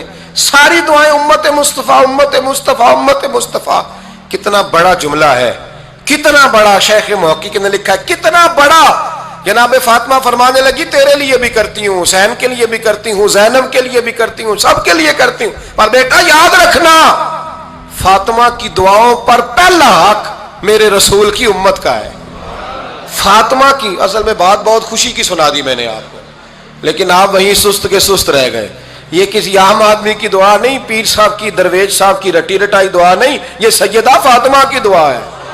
آپ کو اتنا بڑا خزانہ مل رہا ہے اور آپ سمجھے ہی نہیں بات کو. حضرت فاطمہ فرمانے لگی میری دعاؤں پر سب سے زیادہ حق میرے رسول کی امت کا ہے, تو میں یہ حق ہمیشہ ادا کرتی رہوں گی, میں انہیں دعائیں ہمیشہ دیتی رہوں گی. حضرت فاطمہ بڑا پیار کرتی ہیں. امام حسن کہتے ہیں کہ ایک پورا دن گزر گیا, کھانے کو کچھ نہ ملا. اگلی شام آ گئی تو چند روٹیاں کھانے میں ملیں. جوں لائے حضرت علی, جناب فاطمہ نے پیس کے روٹی پکائی. فرماتی ہیں سب کو کھانا کھلا دیا تو اپنی روٹی آپ نے رکھ لی. جب آپ کھانا کھانے لگی, کھانے پر ہاتھ ہی رکھا تھا کہ دروازے پر کسی نے صدا دی. تو کہتے ہیں بولنے والے کے لفظ بڑے عجیب تھے, جس نے صدا دی نا اس کے لفظ بڑے عجیب تھے. کہنے لگے اور رسول اللہ کی بیٹی, میں 2 دن سے فاقے میں ہوں, تو مجھے پتا ہے اس گھر سے روٹی ضرور ملے گی. جناب فاطمہ نے نہ کھانا اٹھایا. امام حسن کو کہنے لگی بیٹے دے آ. جناب حسن کہتے ہیں مجھے بڑی تکلیف ہوئی, ہم سب کھانا کھا چکے تھے, مولا علی بھی کھا چکے تھے, صرف میری اماں نے نہیں کھایا تھا. ماں اور بیٹے کا پیار, اور پھر حسن حسین اور سیدہ کا پیار. فرماتے میں نے کہا اماں جی آدھی دے دیتے ہیں, آدھی آپ کھا لیں, پورا دن گزر گیا آپ فاقے سے ہیں. تو کہتے ہیں حضرت فاطمہ نے میرے سر پہ ہاتھ رکھا, پھر میرا ماتھا چوما. کہنے لگی بیٹا تو نے اس کی آواز نہیں نہ سنی جس نے صدا لگائی, اس نے نہ تو علی سے بات کی نہ تیرے ساتھ بات کی, اس نے تو کہا رسول اللہ کی بیٹی. تم نے صدا نہیں نہ سنی, اس کے لفظ کیا ہے, اس نے تو میرے ساتھ بات کی. اور پھر فرمایا بیٹے میں 1 دن سے فاقے میں ہوں, وہ 2 دن سے فاقے میں, میرا 1 دن گزارا اور ہو جائے گا امت کے ساتھ. ایک دن نا ایک نبی پاک کی بارگاہ میں شخص آیا, اس نے کلمہ پڑھا, قبیلہ بنو سلیم سے اس کا تعلق تھا. نبی کریم علیہ السلام نے اس سے اس کی مالی حالت پوچھی. تو عرض کرنے لگا یا رسول اللہ صلی اللہ علیہ وسلم میرے قبیلے میں 3000 لوگ ہیں اور سب سے غریب میں ہی ہوں. نبی کریم صلی اللہ تعالیٰ علیہ وسلم نے فرمایا اس کی مدد کرو بھائی. حضرت صاحب بن عبادہ اٹھے تو انہوں نے نا اس کو کہا کہ میری اونٹنی باہر کھڑی ہے, تو یہاں سے اٹھ کے چل, میں اونٹنی تجھے دیتا ہوں. مولا علی شیر خدا اسی وقت اٹھے اور آپ نے اپنے سر سے امامہ شریف اتارا. فرمایا میں نے کل ہی خریدا ہے, یہ میں تمہیں تحفے میں دیتا ہوں. حضور نے نا حضرت سلمان فارسی کی ڈیوٹی لگائی. فرمایا اسے سواری بھی مل گئی, کپڑے بھی مل گئے, اس کے کھانے کا بندوبست کر, پتہ کر کس گھر میں کھانا ہے تو لا. حضرت سلمان فارسی کہتے ہیں میں گلی میں نکلا تو پہلی نظر میری سیدہ فاطمہ کے دروازے پہ پڑی. میں نے دستک دی, سیدہ فاطمہ اندر سے بولی کون ہے؟ میں نے کہا میں غلام سلمان فارسی. جناب فاطمہ الزہرا سے میں نے عرض کی ایک بندہ آیا ہے, کلمہ پڑھا ہے, اور وہ کہتا ہے 3000 آدمی میرے قبیلے میں ہیں اور سب سے غریب میں ہوں. تو اماں جی اس کو مولا علی نے امامہ دے دیا ہے اور حضرت صاحب بن عبادہ رضی اللہ تعالیٰ عنہ نے اونٹنی دے دی ہے. اب وہ حضرت فاطمہ فرما سکتی تھی کہ جب شیر خدا نے دے دیا ہے تو ہمارا تو حصہ پڑ گیا. تو فرمانے لگی بھائی میرے ساتھ کیا مطالبہ ہے بتاؤ جلدی کرو. کہا کھانا نہیں کھایا اس نے. تو آپ فرمانے لگی کھانا دیتے ہیں. حضرت سلمان فارسی کہنے لگے اماں جی کھانے میں کیا ہے؟ تو کہنے لگی کچھ بھی نہیں, 3 دن ہو گئے حسن حسین نے روٹی نہیں کھائی, پر بڑا کچھ ہے میں دیتی ہوں. کہتے میں سوچ میں پڑ گیا کہ انہوں نے 3 دن سے نہیں کھایا, پھر بھی بڑا کچھ ہے. پھر بھی ہم نے نا جو کھایا ہے اور باقی کا سالن فریج میں رکھا ہے, پرسوں والا بھی فریز ہوا پڑا ہے, شام کی سبزی آ گئی. کسی نے پوچھا حال کیا؟ کہتا سب سے غریب میں ہی ہوں, بڑا ماڑا بندہ ہوں, رو پڑیں گے پریشان. کہا بچوں نے 3 دن سے روٹی نہیں کھائی, پر سلمان بڑا دیا ہے میرے اللہ نے, بڑا کچھ ہے. تو کہا اماں جی پھر کرنا کیا ہے؟ فرمایا تو ٹھہر نا میں بتاتی ہوں. کمبل پڑا تھا, بسترا سمجھ لیں, موٹا اوڑھنے کا, کھدر کا. حضرت فاطمہ جلدی سے لائیں, فرمانے لگے یہ پکڑو اور دیر نہ کرنا. یہ ہماری گلی کے کونے پہ نا 2-4 گھر چھوڑ کے تو ایک یہودی ہے, اس کا نام شمعون ہے. وہ اس طرح کی چیزیں گروی رکھ کے یا خرید کے نا تو پیسے بھی دے دیتا ہے, جوں بھی دے دیتا ہے, گندم بھی دے دیتا ہے, سرکہ اور کھجوریں بھی. اسے دے آ, اور وہ جو سامان دینا وہ میرے پاس لا, اور لا کے مجھے دے تاکہ میں جلدی سے اس آدمی کے لیے بندوبست کروں. پتہ نہیں بیچارہ کتنے دنوں کا بھوکا ہے, پتہ نہیں بیچارہ کتنے, اپنے بچوں نے 3 دن سے روٹی نہیں کھائی. لا نہ ذرا. حضرت سلمان فارسی کہتے ہیں میں نے تھوڑا توقف کیا کہ میں آپ کا بستر لے جاؤں, یہ کمبل لے جاؤں. تو فرمانے لگی حکم ہے میرا, وہ جانا پڑے گا. جناب سلمان فارسی کہتے ہیں میں شمعون یہودی کے پاس گیا, میں نے کہا یہ کمبل لو, چاہے تو نگد پیسے دے دو, سامان خرید لیتے ہیں, اور چاہے تو اناج, جوں, سرکہ, کھجوریں جو تمہارے پاس ہے دے دو. وہ کہنے لگا یہ کس کا ہے؟ بڑا شاندار ہے, بڑا خوشبو والا ہے. تو کہا یہ مولا علی کے گھر سے آیا ہے, پاک بی بی نے دیا ہے کہ اس کو گروی رکھ لو اور مہمان کے لیے کچھ دے دو. کہا مہمان کون سا؟ کہنے لگے حضور کے پاس آ کے ایک شخص نے کلمہ پڑھا ہے اور وہ مسلمان ہوا ہے اور وہ غریب ہے, اس کو روٹی دینی ہے. تو وہ شمعون یہودی کہنے لگا میں بھی تورات پڑھا کرتا تھا, تو آج ہی سویرے میں نے پڑھا ہے, آج ہی سویرے پڑھا ہے, ابھی پڑھا ہے. میں بڑی دیر سے حضور آئے تھے پر میری آنکھوں پہ پردہ ہی رہ گیا. مقدر سکندر کا دیکھو کہ پیاسے چلے جا رہے ہیں کنارے کنارے, میں پیاسا ہی مرنے لگا تھا. آج ہی میں نے پڑھا ہے کہ جو آخری امت آئے گی نا, اس امت میں جو رسول اللہ صلی اللہ علیہ وسلم کے قریبی ہوں گے, ان کا کمال یہ ہوگا کہ وہ اپنا پیٹ پر پتھر باندھ کے دوسروں کی مدد کیا کریں گے. یہ میں نے آج ہی پڑھا ہے اور ابھی تو نے مجھے اس کا نظارہ کرا دیا ہے. کہنے لگا یہ چادر بھی لے جا, جوں بھی لے جا, سرکہ بھی لے جا, آٹا بھی لے جا, کھانا بھی لے جا, اور اس طرح کر کے میرے پاس سے نگد بھی لے جا. اور جناب فاطمہ سے کہنا یہ سارا کچھ رکھ لے, اور انہیں کہنا کہ مجھے پتا ہے آپ قبول نہیں کریں گی پر قبول کر لے. وہ آپ کا کمبل آیا ہے تو میرا دل نرم ہو گیا ہے, میں یہ قربانی بھی دیتا ہوں اور آپ کے باپ کا کلمہ پڑھ کے مسلمان بھی ہوتا ہوں. حضرت فضا کہتی ہیں, حضرت فضا, بہت ساری باتیں ایسی ہیں جو میں چونکہ پہلے بھی کچھ باتیں کر چکا ہوں تو وہ باتیں میں بیان کر چکا. آج کچھ ایسی باتیں بیان کر رہا ہوں جو پہلے اس عنوان پر میں بیان نہیں کر سکا, ان باتوں کو لے کے آ رہا ہوں. حضرت فضا لونڈی تھی جناب فاطمہ کی, کنیز تھی, خادمت, اور بڑا پیار کرتی تھی وہ حضرت فاطمہ سے, اور جناب فاطمہ بڑی شفقت کرتی تھی ان کے ساتھ. جناب فضا کہتی ہیں ہمارے ساتھ ہی نا 2-4 گھر چھوڑ کے ایک یہودی مسلمان ہوا تو اس کے رشتہ داروں نے رشتے توڑ دیے, ناطے توڑ دیے, سارا خاندان مسلمان ہو گیا, لوگوں نے ملنا گلنا چھوڑ دیا. فرماتے ہیں کہ اس کی بیوی فوت ہو گئی. تو میں نے حضرت فاطمہ کو خبر دی تو پہلی خبر سنتے ہی خاتون جنت فرمانے لگی اس سے تو اس کے رشتہ داروں نے ناتا ہی توڑ دیا ہے. فضا جب پتہ کر کے کوئی غسل دینے والا ہے, اسے پتہ کر کوئی کفن دینے والا ہے, کہتے میں واپس آئی. میں نے کہا اماں جی کوئی بھی نہیں, اس کا شوہر تو پریشان بیٹھا. کہنے لگی لا چادر پھر تو اور میں چلتی ہیں. میں نے کہا اماں جی آپ چلیں گی؟ فرمایا میں کیوں نہیں چلوں گی, میرے رسول اللہ کی امت ہے, یہ میرے کی امت ہے, میں چلوں گی. یہ مزاج, یہ شوق, یہ درد, یہ انداز. ایک بی بی آئی مسئلہ پوچھنے, اس نے کہا اماں جی 40 اونٹ ہے تو اللہ کے رستے میں کتنے دوں؟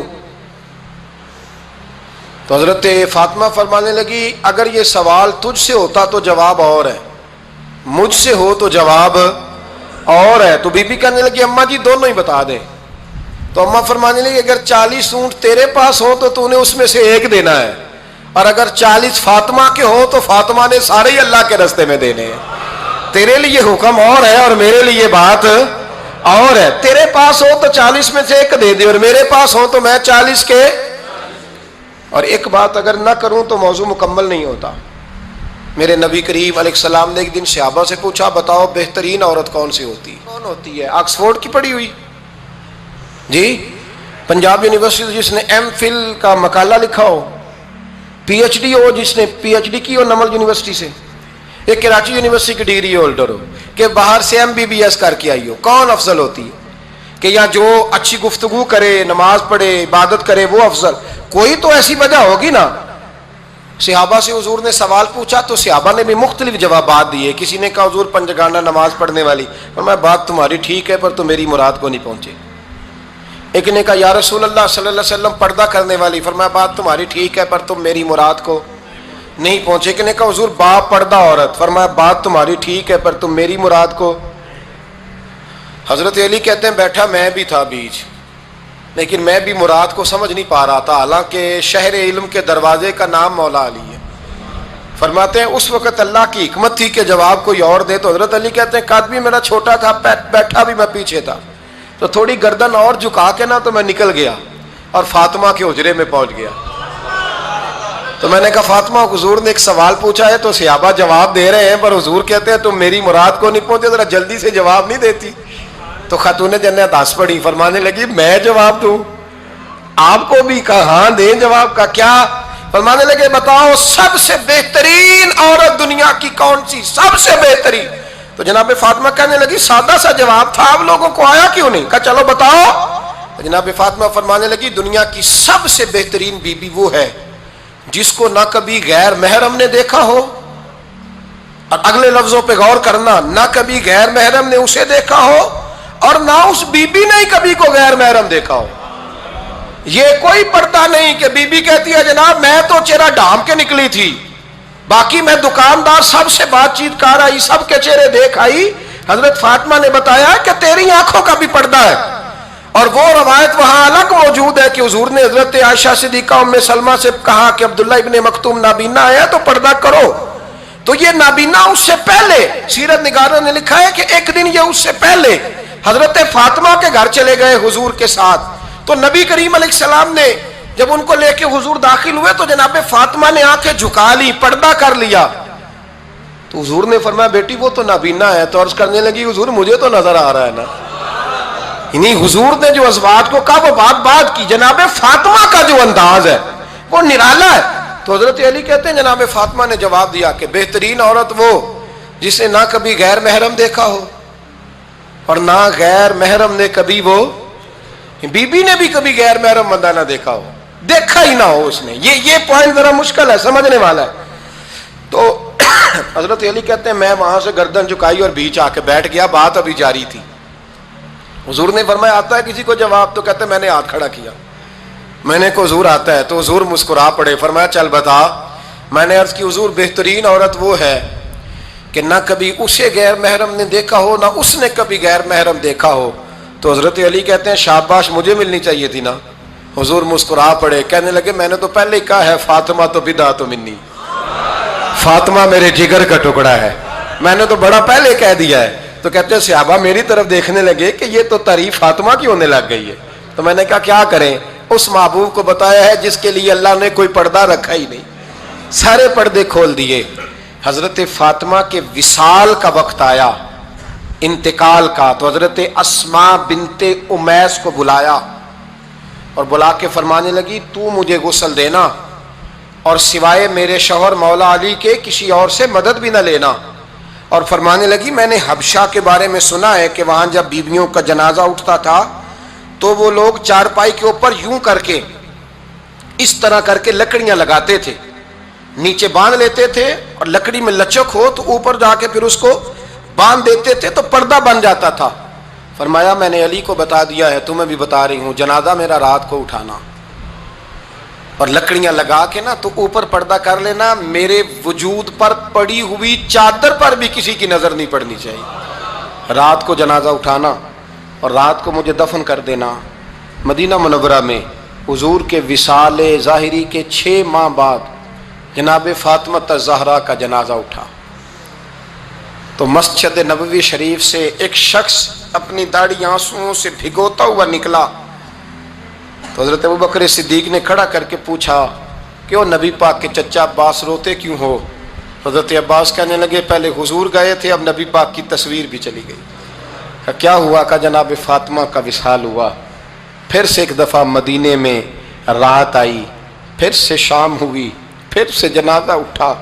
شیر خدا علی المرتضیٰ رضی اللہ تعالیٰ عنہ نے، حضرت عباس نے، حضرت قسم الدین عباس نے، حضرت عبداللہ ابن عباس نے تدفین سے فارغ ہوئے۔ ایک روایت ہے کہ حضرت عباس نے جنازہ پڑھایا، اور ایک مستند روایت ہے کہ حضرت ابوبکر صدیق نے جنازہ پڑھایا، اور جب جنازہ پڑھا کر کے باہر نکلے تو حضرت علی شیر خدا کی آنکھوں میں آنسو تھے۔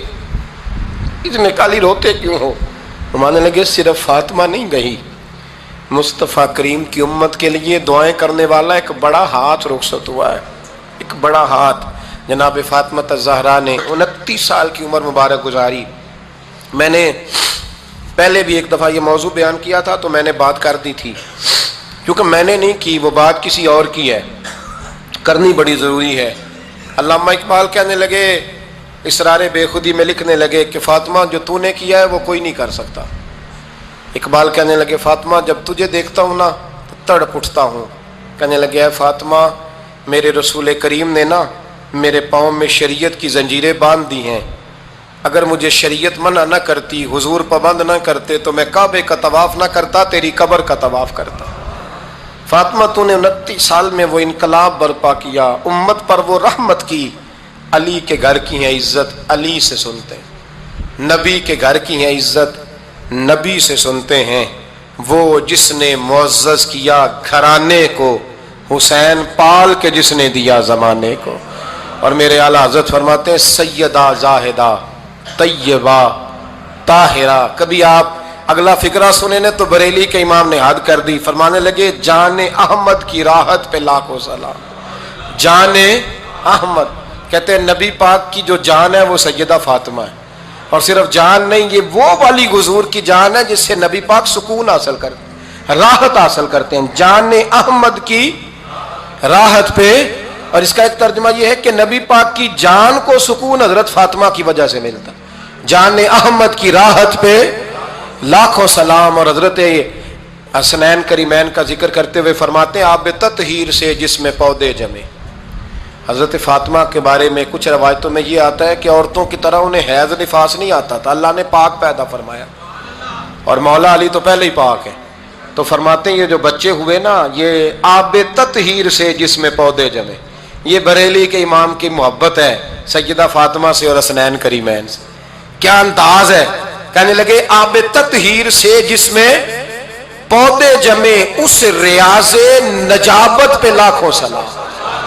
اس ریاض، پتہ نہیں کہاں بیٹھ کے لوگ اہل بیت کی شان بیان کرتے ہیں، اہل بیت کی شان سننی ہے تو بریلی کے امام سے سنو۔ اس ریاض نجابت پہ کہتے ہیں حضرت فاطمہ صرف پاک نہیں، پاکیزگی کا پورا باغ ہے، پورا، یعنی ان کی چھاؤں بھی پاک ہے، ان کا سایہ بھی، ان کا پھل بھی، ان کی ٹہنیاں بھی، بولے تو صحیح یاد، ان کی ٹہنیاں بھی، ان کی زمین بھی۔ اس ریاض نجابت پہ لاکھوں سلام، اس ریاض نجابت پہ لاکھوں سلام۔ سیدہ زاہدہ طیبہ طاہرہ، جان احمد کی راحت پہ۔ اے اللہ رمضان کا جمعہ ہے، بڑے سارے لوگ موجود ہیں، ہم تیری بارگاہ میں التجا کرتے ہیں، اے عرش و فرش کے مالک، پاک رسول کی پاک بیٹی کا صدقہ امت کی ہر بیٹی پہ رحم فرما۔ بڑی خوبصورت فضیلت ہے کہ ایک مرتبہ صحابہ کرام علیہ رضوان نے بارگاہ رسالت میں عرض کی یا رسول اللہ صلی اللہ علیہ وسلم، قرآن پاک میں اللہ پاک کا فرمان ہے ان اللہ و ملائکتہ یصلون علی النبی، بے شک اللہ اور اس کے فرشتے اس نبی پر درود بھیجتے ہیں۔ حضور اس فرمان عالی شان کا کیا مطلب ہے؟ یعنی اللہ اور اس کے فرشتے کیسے درود بھیجتے ہیں، اس کا ذرا مطلب بھی بتائیے۔ تو سرکار دو عالم علیہ الصلوۃ والسلام نے فرمایا ان ھذا لمن المکتوم، یہ ایک پوشیدہ علم ہے، اگر تم نہ پوچھتے تو میں تمہیں نہ بتاتا۔ اس کے پیچھے کوئی پوشیدہ بات ہے، کوئی راز ہے، اگر نہ پوچھتے تو نہ بتاتا۔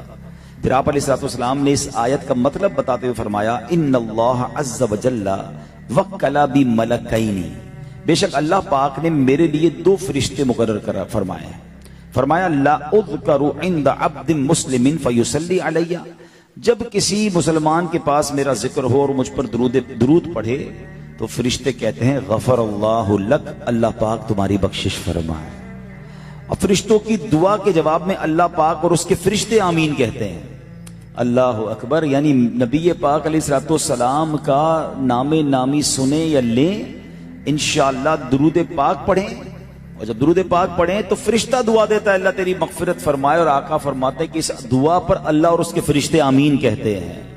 اب ذرا غور کریں کہ درود پاک کتنی بڑی نعمت ہے. کاش ہم درود پاک کی عظمت کو سمجھیں اور کثرت سے درود پاک پڑھنے والے بن جائیں.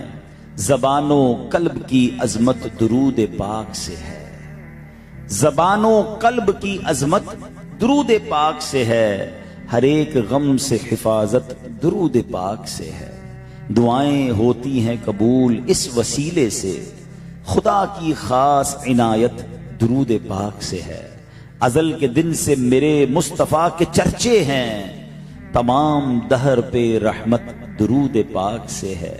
بروز حشر وہ ہوگا نبی کی قربت میں، بروز حشر وہ ہوگا نبی کی قربت میں، جہاں میں جس کو بھی الفت درود پاک سے ہے. خدا کے بعد محمد کا نام لیتے رہو، خدا کے بعد محمد کا نام لیتے رہو صلی اللہ تعالی علیہ وسلم. ہر ایک کام میں برکت درود پاک سے ہے. اللہ کرے کہ ہم درود پاک پڑھنے والے بن جائیں. ایک بار محبت کے ساتھ با آواز بلند درود پاک پڑھ لیں. صلو علی الحبیب صلی اللہ تعالی علی محمد صلی اللہ علیہ وسلم. پیارے اسلامی بھائیوں، آج جس موضوع پر میں نے مختصر آپ سے بات کرنی ہے وہ ہے پازیٹیو تھنکنگ اور نیگیٹو تھنکنگ. اچھی سوچ اور بری سوچ، منفی سوچ اور مثبت سوچ. انسان کے دماغ میں مختلف سوچیں چل رہی ہوتی ہیں، کبھی اچھی باتیں آ رہی ہوتی ہیں، کبھی نیگیٹو باتیں آ رہی ہوتی ہیں. ہمیں ہمیشہ اپنی زندگی کے معاملات میں پازیٹیو رہنا چاہیے، مثبت سوچنا چاہیے، اچھا سوچنا چاہیے. حدیث پاک ہے نا انما الاعمال بالنیات، اعمال کا دار و بدار نیتوں پر ہے. اگر آپ کی نیت اچھی ہے نا آپ کی منزل آسان ہو جائے گی. ہماری میمنی میں ایک بہت بچپن سے ایک محاورہ سنتے ہیں، ہماری بزرگ خواتین کہا کرتی تھی کہ نیت میں خطرہ تو جھولی میں پتھرا.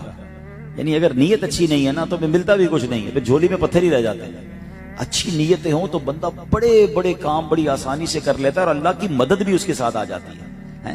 تو ہمیں اپنی نیتوں کو اچھا رکھنا ہے، گمان اچھے رکھنے، پازیٹیو سوچنا ہے. کچھ لوگوں کا پرابلم یہ کہ وہ ہمیشہ نیگیٹو ہی سوچتے ہیں. اب مثال کے طور پہ ایک گلاس ہے، اس کو آدھا بھرا ہوا رکھیں، آدھا گلاس پانی ہو. اب اگر میں وہ آدھا گلاس پانی آپ کو دکھاؤں تو رائٹ اوے آپ کے ذہن میں کیا خیال آتا ہے؟ اگر تو یہ خیال آتا ہے کہ یار آدھا گلاس تو خالی ہے، تو پھر اس کا مطلب سوچ ہمیشہ میری نیگیٹو سے شروع ہوتی ہے. میں نے خالی سوچا نا. اور پازیٹیو سوچ کیا ہے کہ آدھا گلاس بھرا ہوا ہے، آدھا تو بھرا ہوا ہے نا، تو اس پر انجوائے کریں نا کہ ماشاءاللہ اس گلاس میں آدھا گلاس پانی ہے. ہم یہ کیوں سوچ رہے ہیں آدھا خالی ہے؟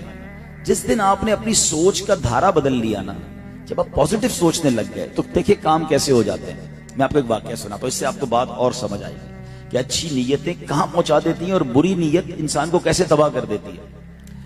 بنی اسرائیل میں ایک بہت بڑا عبادت گزار تھا، اس کا پورے شہر میں بڑا چرچا تھا. ایسا چرچا تھا کہ لوگ اس کو خلیع بنی اسرائیل، یعنی بنی اسرائیل کا سب سے نیک آدمی سمجھتے تھے. عابد بنی اسرائیل، یعنی معاف کیجئے گا، جو کہ بنی اسرائیل کا سب سے نیک آدمی تھا، لوگ اس کو عابد بنی اسرائیل کہتے تھے. یعنی یہ پورے بنی اسرائیل کا سب سے بڑا عبادت گزار ہے. ٹھیک ہے. اور اسی وقت اسی زمانے میں ایک ایسا گناہگار، ایسا بے حیا، اتنا برا شخص تھا کہ جس کو لوگ کہتے تھے خلیع بنی اسرائیل، یعنی بنی اسرائیل کا آوارہ بے حیا شخص. یعنی وہ بدنام زمانہ مشہور تھا، وہ اللہ کا نیک بندہ مشہور تھا. ٹھیک ہے. 2 بندے رہتے تھے. اچھا، جو عابد بنی اسرائیل تھا نا، اس کے کمال یہ تھا کہ وہ جدھر بھی جاتا تھا تو اس کے سر پہ ایک بادل سایہ کرتا تھا. اللہ کی رحمت کا ایک بادل اس کے سر پہ ساتھ ساتھ چلتا تھا. وہ جہاں جاتا بادل ساتھ جاتا. اتنا عبادت گزار، اتنا اللہ کے قریب. تو ایک دن وہ جو خلیع بنی اسرائیل بے حیا شخص تھا، گناہگار تھا، اس کے دل میں خیال آیا کہ یار کب تک اللہ کو ناراض کرے، اتنے گناہ ہو گئے، اتنی خطائیں ہو گئی، توبہ کر لے. تو اس کے دل میں خیال آیا کہ یار اتنا نیک آدمی ہے، اس کے ساتھ بادل چلتا ہے، میں جاتا ہوں اس کے پاس بیٹھ جاتا ہوں، جو اس پر رحمت برس رہی ہوگی مجھ پر بھی برس جائے گی. تو وہ بندہ اچھی نیت، اس کی نیت کیا تھی؟ پازیٹو تھی، اچھی تھی، عاجزی کی تھی، توبہ کی تھی. وہ جا کر اس نیک بندے کے برابر میں بیٹھ گیا کہ یا اللہ کی رحمتیں اس پر برس رہی ہیں، مجھ پر بھی کچھ چھینٹے برس جائیں گے. اس کی نیت اچھی تھی. اب یہ جو بندہ تھا نا عابد، اس پر کیا شیطان نے حملہ. اتنی ساری عبادتیں ہونے کے باوجود شیطان، دیکھیں کبھی بھی ہمیں شیطان سے نا اپنے آپ کو محفوظ نہیں سمجھنا ہے. یہاں یہ بات بھی نقطہ سمجھنا ہے، میں روزے رکھتا ہوں، میں نمازیں پڑھتا ہوں، میں دین کا کام کرتا ہوں، اتنی صدقہ خیرات کرتا ہوں، میں نے مسجد بنائی، اب ساری خیر ہی خیر ہے. انشاءاللہ خیر ہے، لیکن ایسا نہ سمجھے کہ مجھے شیطان بہکا نہیں سکتا، مجھے کوئی جنت کا کنفرم ٹکٹ نہیں مل گیا ہے. ڈرتے مجھے بھی رہنا ہے، توبہ مجھے بھی کرنی ہے، اللہ کی رحمت پر بھی امید رکھنی ہے، اور اللہ کے غضب سے ڈرنا بھی ہے. الایمان بین الخوف والرجاء، یہ سمجھ لیں بات. ایمان خوف اور امید کے درمیان کی شے کا نام ہے. کچھ لوگ ملتے ہیں کہتے کچھ نہیں ہوتا بھائی، جو کرنا ہے کر لو، اللہ معاف کرنے والا. وہ اسی آسرے پہ گناہ کیے جا رہے ہیں، اب بخشے جائیں گے بھائی. ٹھیک ہے، بہت اچھی بات ہے، مسلمانوں کے لیے جنت بنی ہے، مگر یہ بھی تو حدیثوں میں ہے نا کہ کچھ مسلمان اپنے گناہوں کے سبب اللہ تعالیٰ کی ناراضی کے سبب جہنم میں بھی جائیں گے، عذاب بھی بھگتیں گے، پھر بے شک وہ جنت میں آ جائیں گے.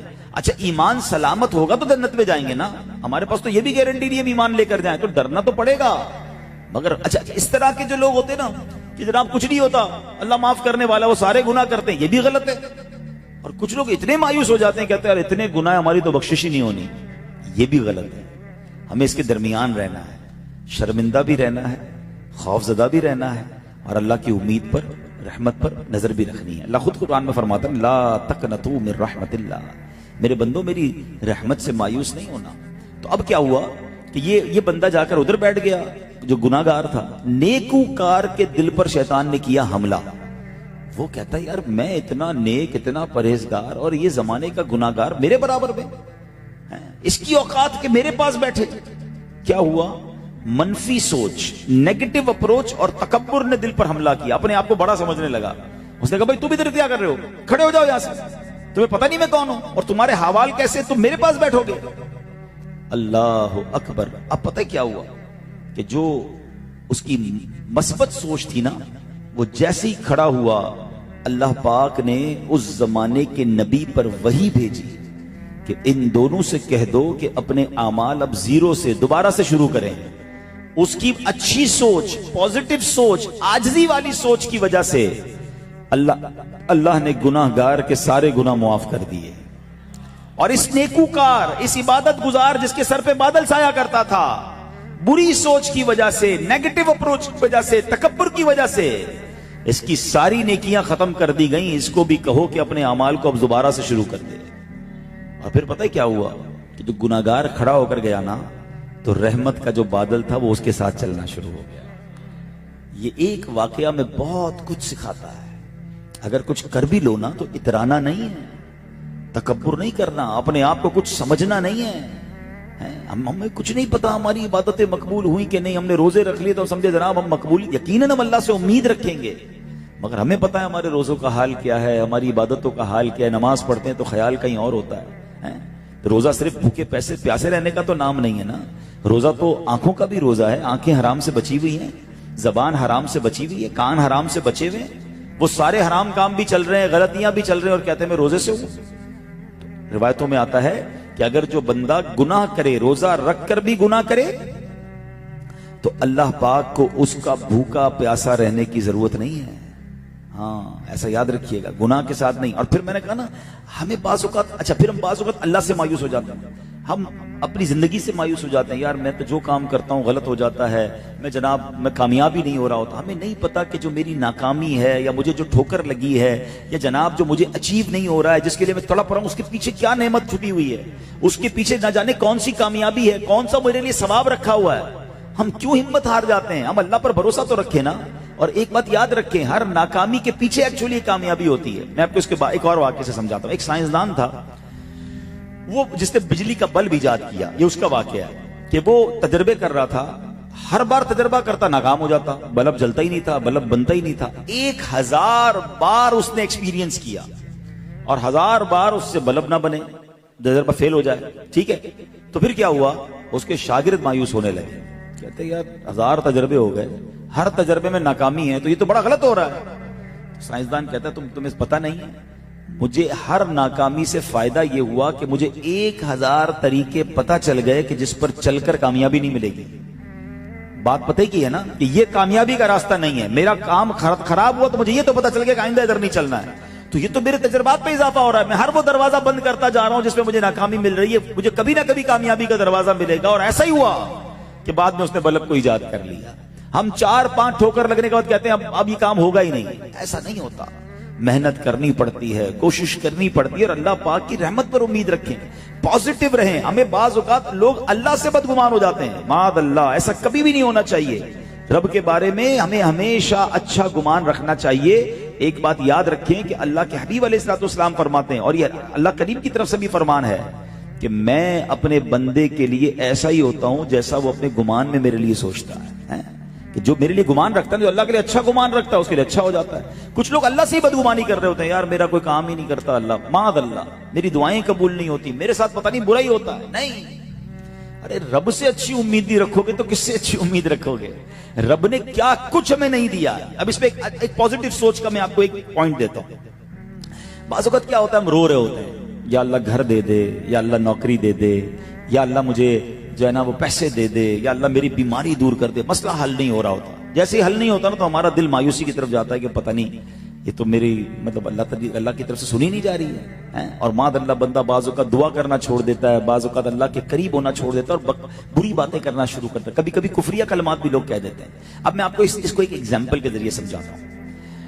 اگر آپ کا کوئی چھوٹا بیٹا ہو یا بھائی ہو اور اس کو بخار ہو جائے، ٹھیک ہے، اور نزلہ بھی ہو جائے، گلا بھی خراب ہو جائے. رمضانوں میں ویسے ہی لوگوں کے پیٹ بھی خراب ہو جاتے ہیں، گلے بھی خراب ہو جاتے ہیں. اتنا کھاتے ہیں کہ سمجھتے نہیں ہیں، گرم گرم پکوڑا بھی ساتھ کھانا ہے، ٹھنڈا شربت بھی ساتھ ہی پینا ہے، تو گلے نے لڑائی کرنی ہے اور کیا کرنا ہے. تو تھوڑا احتیاط بھی کریں.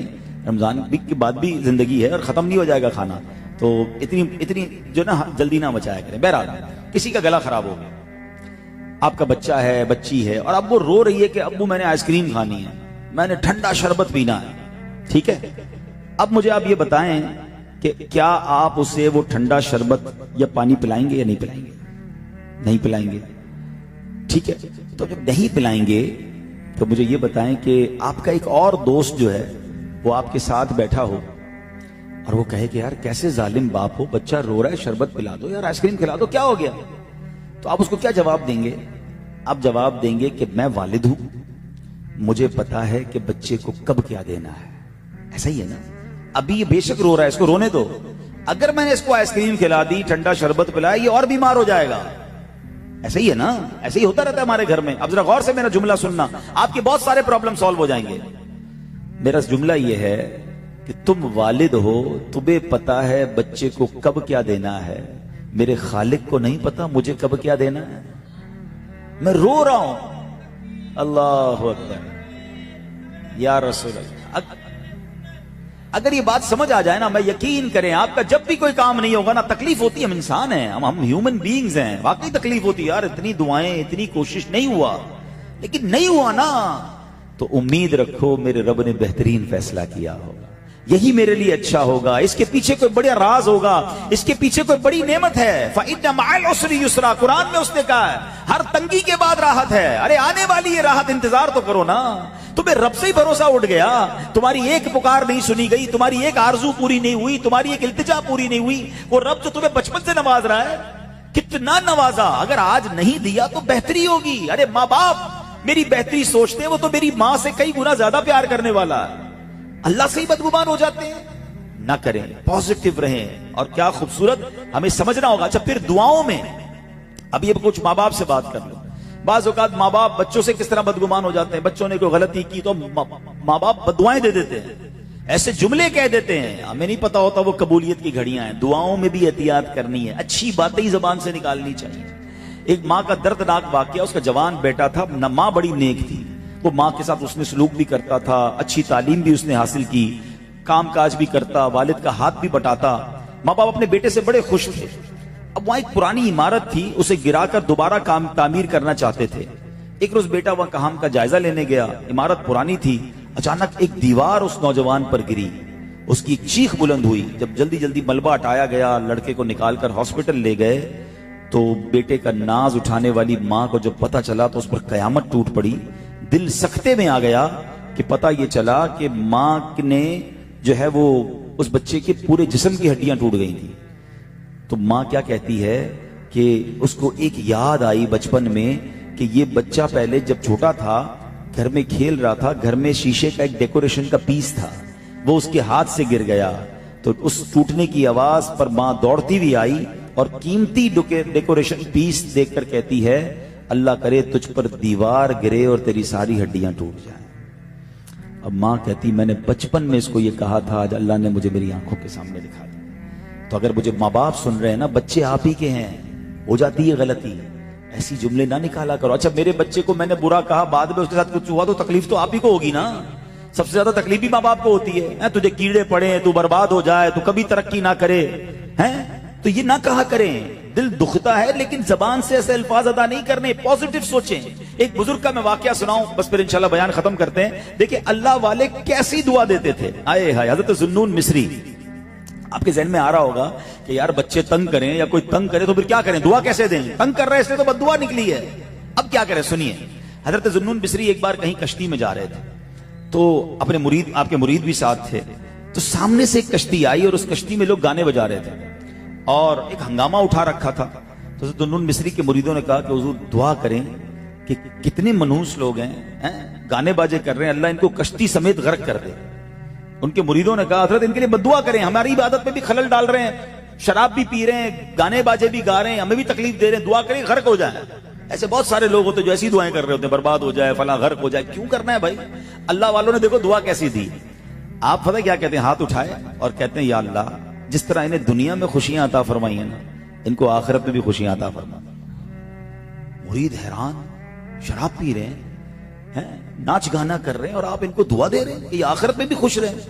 اب دیکھیں کیا ہوا، اللہ والے کی دعا۔ اب دیکھیں اللہ والوں کی باتیں نا کچھ لوگوں کو بعد میں سمجھ آتی ہیں۔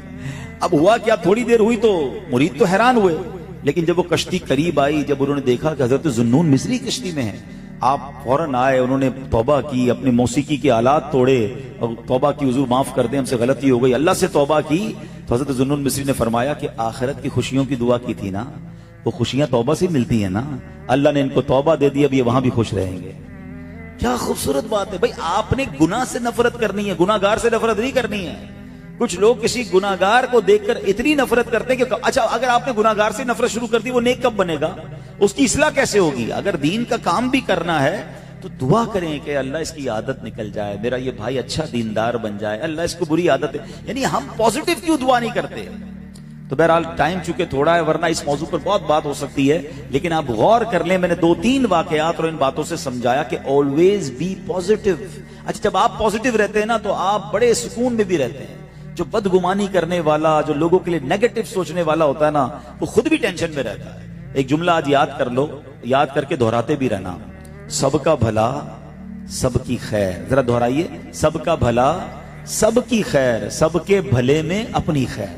یہ یاد کر لو، بولتے بھی رہا کرو یار اللہ تو سب کا بھلا کر دے، سب کا بھلا کر، پھر میرا بھی کر دے، اس کا چھن کر مجھے مل جائے، یار یہ جب تک مشہور ہے نا میں نہیں ہو سکتا، اللہ اس کو برباد کر پھر مجھے اونچا کر، اس کا کاروبار ڈاؤن کر پھر مجھے، ایسے نہیں ہوتا۔ اللہ کے خزانے بھرے ہوئے، جب وہ اس کو عزت دے سکتا ہے تمہیں بھی دے سکتا ہے، وہ اس کو دولت دے سکتا ہے تمہیں بھی دے سکتا ہے، وہ اس کو عروج دے سکتا ہے تمہیں، تم اس کے زوال کی کیوں تمنا کر رہے ہو؟ دعا کرو یا اللہ اس کو اور دے اور اپنے خزانوں میں سے مجھے بھی دے دے۔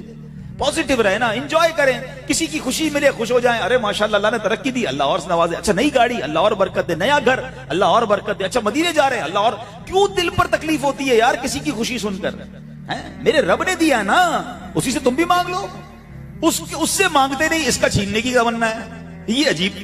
اچھا ہوتا پھر بھی کچھ نہیں ہے۔ ایک بات اور یاد کر لو، آخری جملہ، اگر کسی کے پیچھے ساری دنیا پڑ جائے نا کہ میں اس کو ذلیل کرنا ہے، اگر اللہ نے عزت لکھی ہے تو کوئی ذلیل کر نہیں سکتا۔ وتعز من تشاء وتذل من تشاء. تم چالو مل ساری دنیا مل کے کوشش کر لے کسی کو نیچا کرنے کے لیے.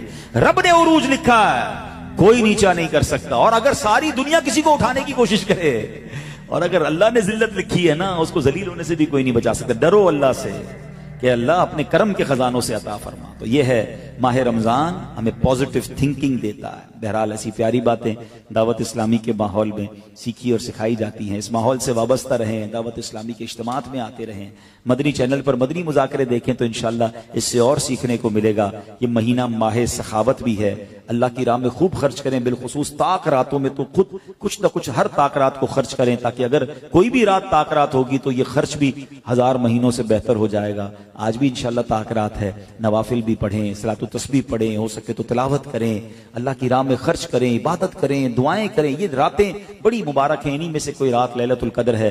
اللہ ہمیں لیلۃ القدر کی برکت عطا فرمائے. اپنی زکوٰۃ, اپنے ڈونیشن, اپنے فطرے میں سب سے پہلے اپنے غریب رشتہ داروں کو دیکھیں, اور اس کے بعد دعوت اسلامی جو عاشقان رسول کی بہت بڑی تنظیم دنیا بھر میں دین کا کام کر رہی ہے, اس کا بھی ساتھ دیں. اللہ پاک ہمیں عمل کی توفیق عطا فرمائے. اب انشاءاللہ افطار کا وقت قریب ہے.